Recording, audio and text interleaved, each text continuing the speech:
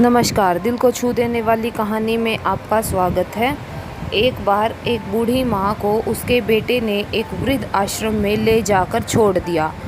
इस माँ का ये वही इकलौता बेटा था जिसके लिए इस माँ ने जीवन भर संघर्ष किया था। इस बेटे के लिए वो सब कुछ किया जो एक माँ को करना चाहिए या माँ कर सकती है, और आज भी अपने बेटे को किसी भी तरह की परेशानी न हो इसलिए आश्रम में रहने के लिए भी वह तैयार हो गई। वृद्ध आश्रम में रह रही माँ हमेशा अपने बेटे को याद करती, मगर बेटा केवल साल में एक बार उसको मिलने जाता या फिर फ़ोन पर बात कर लेता। कई साल बीत गए। वृद्ध आश्रम से बेटे को एक दिन फ़ोन आया और बेटे को जल्दी से आश्रम में आकर अपनी माँ से मिलने के लिए कहा कि वह बहुत सीरियस है।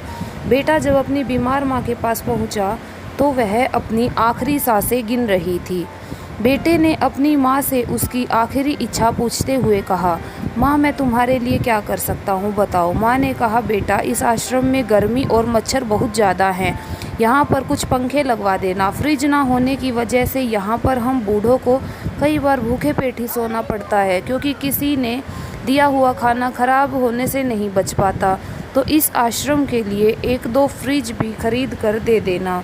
बेटे ने अपनी माँ की सारी बातें सुनी और अपनी माँ से पूछा, आपने इतने साल यहाँ पर निकाल दिए पर आपने कभी भी यह बात मुझसे नहीं कही, और जब आपके पास टाइम नहीं बचा तब आप यह सब कह रही हो, ऐसा क्यों?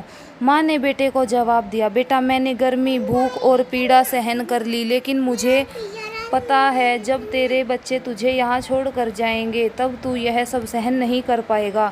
इसीलिए तेरी सुविधा के लिए मैंने तुझे यह सब लगाने के लिए कह रही हूँ।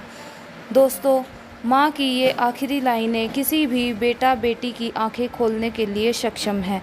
इतिहास हमेशा अपने आप को दोहराता है। अगर आप चाहते हैं कि आपके साथ अच्छा व्यवहार हो तो आपको भी दूसरों के साथ वैसा ही व्यवहार करना पड़ेगा। धन्यवाद।